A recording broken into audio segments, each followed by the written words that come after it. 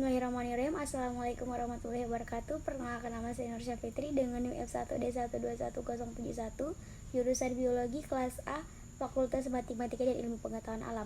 Nah, dalam video kali ini saya akan menjelaskan mengenai jaringan hewan dan tumbuhan. Dalam biologi, jaringan adalah tingkat organisasi kehidupan di antara sel dan organ. Jaringan merupakan kumpulan sel yang serupa beserta matriks ekstraselulernya yang bersama-sama menjalankan fungsi tertentu. Di tingkat selanjutnya, sejumlah jaringan yang berbeda dapat bekerja sama untuk membentuk organ. Jaringan hewan. Pada hewan, jaringan dikelompokkan menjadi 4 tipe dasar, yaitu jaringan epitel, jaringan ikat, jaringan otot, dan jaringan saraf.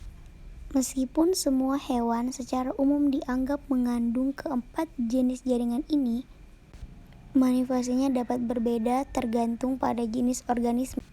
Adanya perbedaan selama masa perkembangan suatu organisme memunculkan perbedaan asal-usul sel dan jaringan tubuhnya.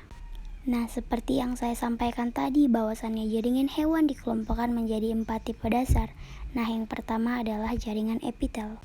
Jaringan epitel dibentuk oleh sel-sel yang melapisi permukaan organ, seperti permukaan kulit, saluran pernapasan, permukaan organ lunak, saluran reproduksi, dan lapisan dalam saluran pencernaan. Sel-sel yang membentuk lapisan epitel dihubungkan melalui sambungan ketat yang semi-permeabel. Karenanya, jaringan ini menjadi penghalang antara lingkungan luar dan organ yang dibungkusnya. Jaringan epitel terdiri dari 3 macam, yaitu eksotelium yang membungkus bagian luar tubuh, endotelium yang melapisi organ dalam tubuh, serta mesotelium yang membatasi rongga tubuh. Ada beragam fungsi jaringan epitel. Saya akan memaparkan 3 fungsi jaringan epitel.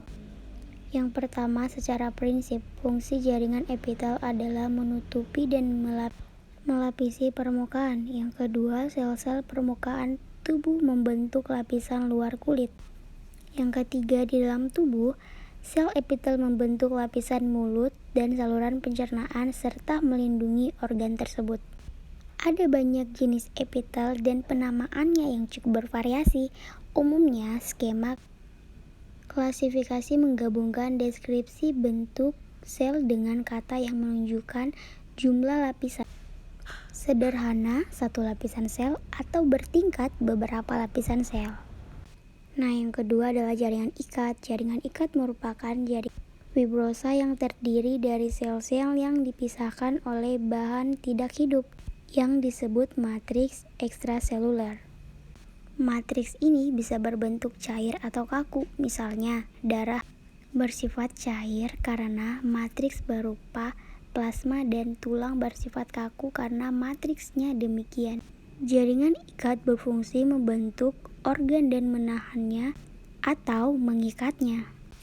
Darah, tulang, tendon, ligamen, adiposa, dan jaringan areolar adalah contoh jaringan ikat. Salah satu metode untuk mengklasifikasikan jaringan ikat adalah membaginya menjadi 3 jenis, yaitu jaringan ikat fibrosa, jaringan ikat terangga, jaringan ikat cairan.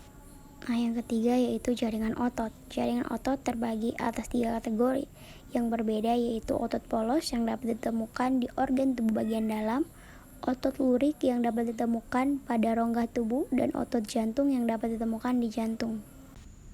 Nah, yang terakhir adalah jaringan saraf. Jaringan saraf tersusun oleh sel-sel saraf, yaitu neuron.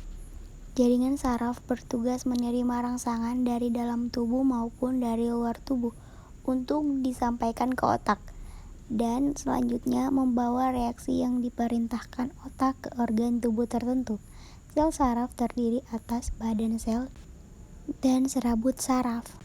Serabut saraf yang panjang disebut neurit atau akson, dan serabut saraf yang pendek disebut dendrit atau dendron. Neurit berfungsi menyampaikan rangsangan dari badan tubuh sel ke neurit sel saraf lain atau ke bagian tubuh. Dendrit berfungsi menghantarkan rangsangan dari neurit ke sel saraf lain atau dari bagian tubuh ke badan sel.